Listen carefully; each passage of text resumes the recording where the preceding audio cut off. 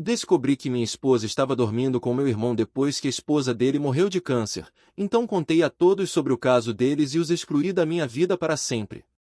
Eu, um homem de 33 anos, conheci minha esposa 31 mulheres ao longo da minha vida, mas ela e eu só começamos a namorar há cerca de 10 anos, estudamos juntos no ensino médio e, embora não pertencêssemos aos mesmos círculos, gostava mais de esportes, e eu praticava esportes e ela era meio nerd e passava todo o tempo na biblioteca. Odeio dizer isso, mas mal anotei no colégio, mas nos conhecemos em uma conferência e realmente nos demos bem. Desliguei imediatamente. Não me importei com os outros colegas de trabalho na sala, só queria conversar com ela. Terminamos. Comecei a namorar e um ano depois nos casamos. Tudo aconteceu muito rapidamente, mas sentimos que era a coisa certa nos últimos 10 anos do nosso casamento e nunca questionamos isso há mais de um ano. A minha cunhada foi tragicamente diagnosticada com cancro do pulmão. A notícia foi um choque para toda a família, principalmente meu irmão, e infelizmente minha cunhada não conseguiu lutar contra o câncer e faleceu cerca de 3 meses após o diagnóstico, o que foi uma terrível tragédia para toda a família e deixou um buraco em nossos corações. Minha esposa ela tem sido uma pessoa muito gentil, ela é uma pessoa atenciosa, então ela se encarregou de garantir que meu irmão fosse cuidado enquanto ele estava vivo. Ela cozinharia e entregaria na casa dele pela manhã, garantiria que ele fosse alimentado, lavaria sua roupa e garantiria que ele tivesse alguém com quem conversar também, e na superfície ela era uma rocha para ele. Esse foi o momento mais difícil da vida dele e eu nunca teria sonhado com os dois dormindo juntos, mas me enganei e quando apareci na casa do meu irmão percebi que algo estava errado. No dia seguinte minha esposa me disse que estava indo para lá e eu tinha a chave e nunca bati na porta dele quando fui visitá-lo, então entrei e gritei para os dois e demorou um minuto para eles virem me conhecer, mas os dois vindo do lado da casa onde ficam os quartos. Eu realmente não achei que alguma coisa fosse acontecer. Perguntei o que estava acontecendo e eles me disseram que estavam apenas arrumando o quarto. Nós três passamos o resto da noite juntos na casa dele. Notei que eles estavam sentados um pouco próximos no sofá, mas não pensei muito nisso, pois confiei neles.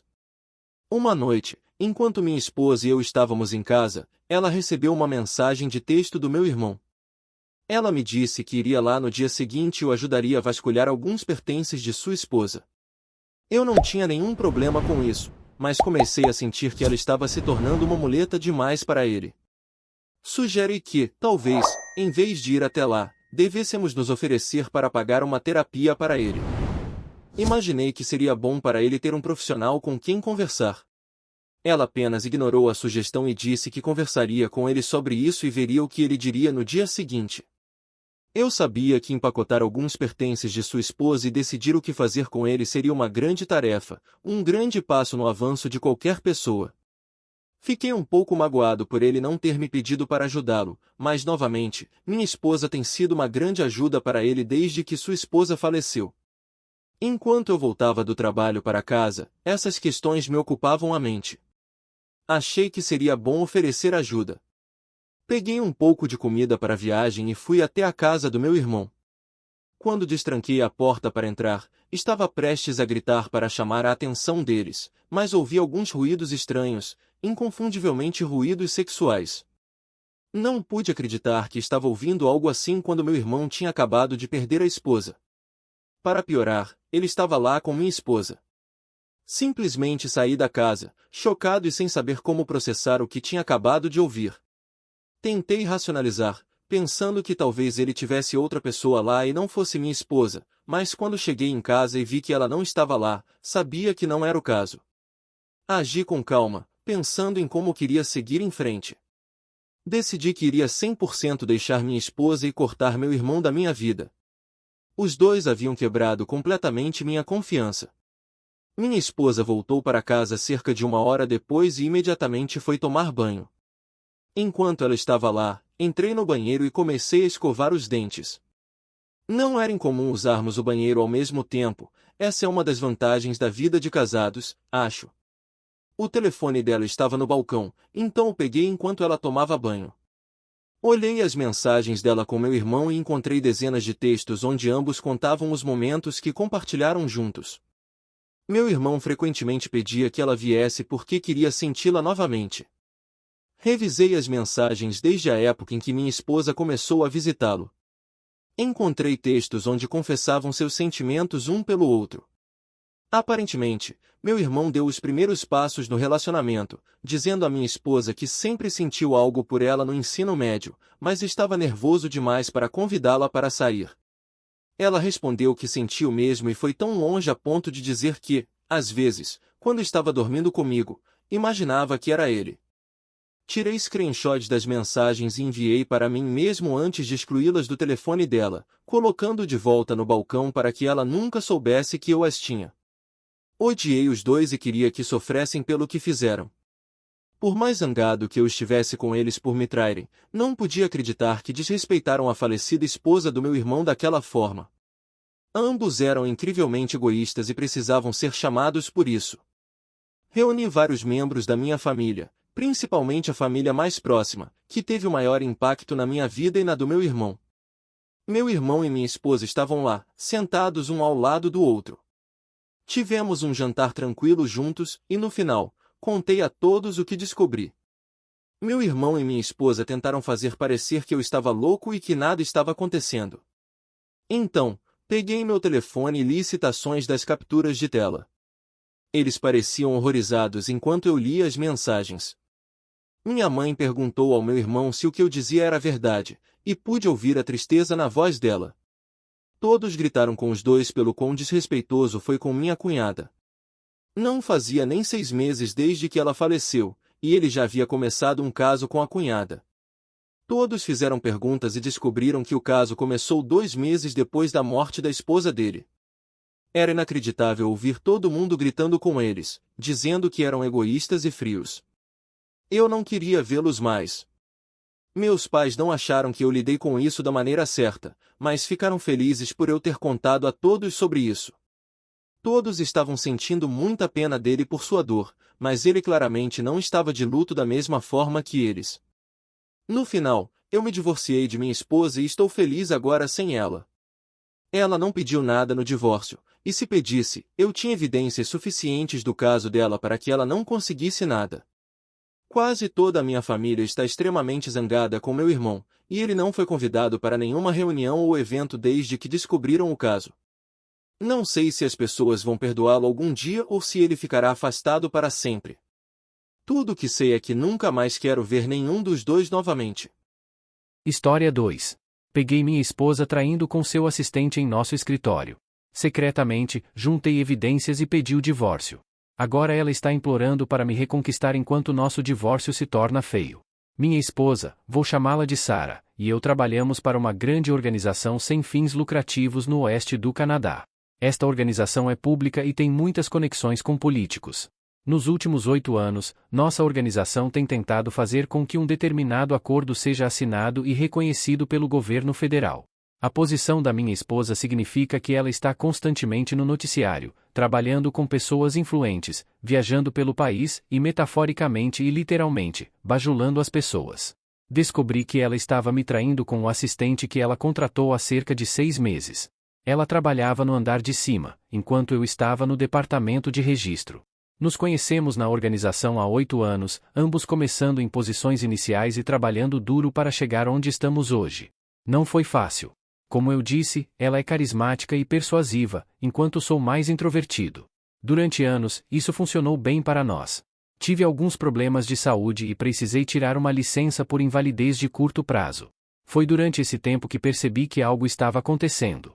Algumas observações importantes. Estou quase certo de que o assistente não sabia que Sarah e eu éramos casados.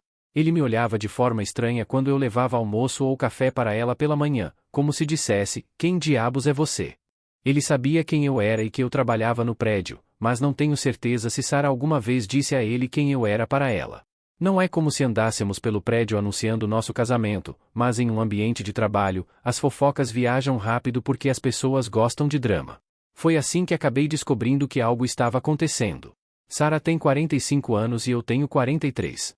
Estudamos na mesma escola, mas nossos caminhos nunca se cruzaram até começarmos a trabalhar juntos. Temos 2 filhos, um menino de 7 anos e uma menina de 5. Eles são os amores da minha vida, e acredito que minha vida realmente começou quando eles chegaram. Quando Sarah e eu começamos a nos ver no trabalho, foi um grande problema porque era contra a política do escritório namorar colegas. No entanto, como trabalhávamos em áreas diferentes e nossas funções raramente se sobrepunham, as pessoas eventualmente deixaram passar. Nunca anunciamos nosso relacionamento, mas em um ambiente de escritório, as fofocas sempre circulam. Minha esposa é muito atraente, e isso sempre chamou a atenção no escritório. Muitos comentavam sobre sua aparência, inclusive outras mulheres. O assistente dela, que chamarei de Trevor, tem 29 anos e é formado em ciências políticas. Ele é um cara bonito, e em um escritório com cerca de 40 mulheres e apenas 12 homens, ele rapidamente se tornou o centro das atenções. Quando Sarah contratou Trevor, ela não mencionou para mim que ele era um homem. Não que isso fosse um problema, mas quando o vi e percebi como ele era atraente, entendi por que ela não disse nada. Sarah até comentou que Trevor a lembrava de uma versão mais jovem de mim, o que me deixou um pouco ofendido.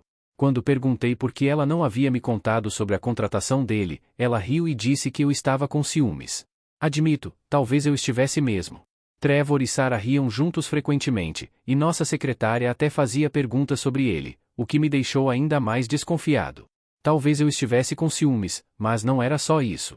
Eu não estava me sentindo bem fisicamente, e isso estava me corroendo. Eu não estava no meu melhor, e sinto que Sarah se aproveitou disso. A situação ficou ainda mais complicada quando ouvi comentários sobre como Sarah falava de Trevor. Ela o descrevia como uma versão jovem de mim, ou como eu seria se tivesse seguido uma carreira diferente. Esses comentários me deixaram profundamente ofendido e desconfiado. Resumindo, Sarah contratou Trevor, um jovem atraente, e parecia estar se aproveitando do meu estado de saúde debilitado. A dinâmica entre eles e os comentários que ela fazia sobre ele me deixaram desconfiado e magoado. Então, fiquei em casa por algumas semanas devido à minha licença por invalidez de curto prazo, tornando-me o principal cuidador dos nossos filhos. Enquanto isso, Sarah começou a trabalhar muitas horas e a viajar frequentemente. Nessas viagens, ela levava seu assistente, Trevor. Ela começou a postar fotos no Instagram, usando roupas pouco profissionais ou estando na praia. Em uma das fotos, dava para ver que ela estava sem a parte de cima do biquíni. Embora a foto fosse só dela, eu sabia que Trevor estava com ela. Comentei a foto, expressando minha indignação, mas ela não reagiu. Decidi então verificar a página de Trevor. Ele tinha uma página pública e estava postando fotos da mesma praia, mas tiradas da água. Isso confirmou minhas suspeitas de que eles estavam juntos. Mandei uma mensagem para Sarah, perguntando se ela achava apropriado postar esse tipo de foto no Instagram, considerando sua posição. Argumentei que ela estava mostrando muita pele e que isso poderia afetar sua imagem profissional. Isso levou a uma grande briga, e ela não falou comigo pelo resto da viagem. Acredito que, nessa viagem, ela já estava dormindo com Trevor. Essas viagens a levavam por todo o país, permitindo-lhe misturar negócios com prazer, o que agora me enoja. Tento lidar com isso usando humor autodepreciativo, pois é a única maneira de sobreviver agora. Durante uma dessas viagens, ela estava em Colona, BC. Enquanto eu cuidava das crianças, ela estava na praia, possivelmente tendo um caso. O mais constrangedor é que todos no escritório sabiam disso. Sarah e Trevor ficavam no trabalho até tarde, em reuniões com portas e persianas fechadas. Ela argumentava que eram reuniões sobre assuntos confidenciais. No entanto, uma colega que não gostava muito dela, Angela, me contou recentemente que ouviu gemidos e outros sons suspeitos vindo daquela sala. Angela e Sarah compartilhavam uma parede de escritório, e o problema desse prédio é que, originalmente, não tinha tantos escritórios. Quando a organização começou, não tínhamos muito dinheiro, então tivemos que improvisar e levantar paredes para criar mais salas. Algumas das paredes do escritório são tão finas quanto papel e não foram feitas para serem permanentes. Se Angela tivesse me contado sobre esses barulhos antes, eu teria pensado que ela estava reclamando de Sarah por não gostar dela. No entanto, depois que tudo foi revelado e eu os peguei em flagrante, não duvido dela nem por um segundo. Sarah estava passando muitas noites no escritório, e havia rumores sobre o quão próxima ela e Trevor estavam se tornando. Eu estava em total negação, incapaz de acreditar que ela faria algo assim comigo. Ela postava mais fotos no Instagram, e parecia que alguém estava tirando essas fotos dela. Eram fotos em restaurantes íntimos, com luz de velas, e quando ela chegava em casa, alegava que eram reuniões de negócios. Eu questionava a intimidade dessas reuniões de negócios. Com minha doença, eu estava passando por momentos difíceis e ela nunca perguntava como eu estava. Estava sempre muito ocupada trabalhando e mal se lembrava de dar boa noite aos nossos filhos. Até nossos filhos estavam perguntando por ela, e isso partia meu coração. Eu dizia que ela estava trabalhando, mas na verdade, ela estava traindo e jogando a família fora. Uma noite, recebi uma mensagem de um número desconhecido, dizendo para ir ao escritório imediatamente, sem avisar Sarah. Tentei ligar de volta, mas a linha desconectou. Liguei para minha mãe para cuidar das crianças, que estavam dormindo, e disse a ela que precisava ajudar Sarah com algo. Estacionei na rua para que Sarah não visse meu carro no estacionamento. Entrei furtivamente pela porta lateral com meu cartão-chave. As luzes do prédio estavam apagadas, mas as do lado dela ainda estavam acesas, mesmo muito depois do horário normal de expediente. Subi as escadas e vi Trevor transando com Sarah em sua mesa. Ela estava curvada, e quando me viu, ficou em choque. Trevor rapidamente parou, e ambos tentaram se recompor. Tudo que pude dizer foi, uau, Sarah. Ela tentou me explicar que não era o que parecia, mas eu estava em choque. Quando tentei ir embora, ela puxava meu braço, tentando me impedir de sair. Trevor não sai do escritório dela, mas eu tento descer as escadas e sair pela porta lateral. Ela me segue, e de repente, muda de assunto, ficando com raiva de mim por tê-los pego. Ela pergunta quem me avisou e por que eu estava lá, acusando-me de não confiar nela. Isso me fez rir e eu respondi que, claramente, ela não me deu nenhum motivo para confiar nela, considerando o que eu havia acabado de descobrir.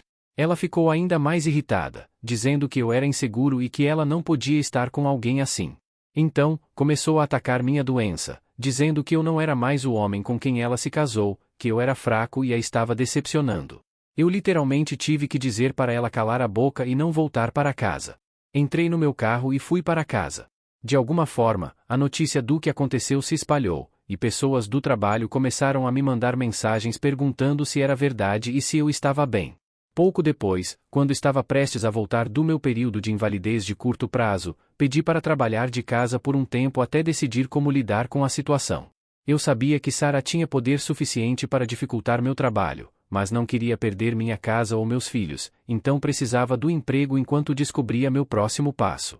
Entrei em contato com meu advogado e disse que queria iniciar o processo de divórcio. De onde eu venho, precisamos nos separar primeiro, então decidi seguir com isso. Alguns dias depois, recebi uma mensagem do mesmo número aleatório que me avisou antes. Era um vídeo, tremido, mas dava para ver Sarah e Trevor se beijando no escritório dela, usando roupas diferentes, o que indicava que não era a mesma noite em que os peguei. Logo depois, recebi outra mensagem com outro vídeo, dessa vez de Trevor e Sarah se beijando no carro dela no estacionamento. Salvei todos os vídeos, respondi agradecendo e recebi um emoji de polegar para cima como resposta. Fiquei um tempo pensando no que fazer. Precisava resolver a situação.